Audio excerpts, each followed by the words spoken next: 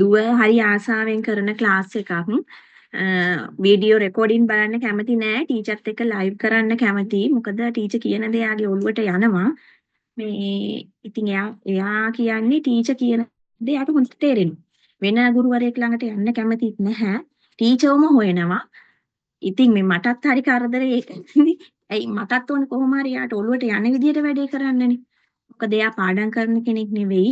අර උගන්වන දේ කෙලින්ම ඔළුවට දාගන්න කෙනෙක්. එතකොට මේ පාරත් ලකුණු 90 ගාණක් අරගෙන තියෙනවා. ඉතින් ඒ පාඩම් කරලා නෙවෙයි. ඔය කියපු දේ ඔළුවට දාගෙන තමයි එයා ඒ ලකුණු ගාන අරගෙන තියෙන්නේ. ඉතින් ටීචර්ට ගොඩාක් ස්තුතියි. අනිත් අයටත් ඉතින් කියන්නේ ටීචර් හොඳයි කියන එක.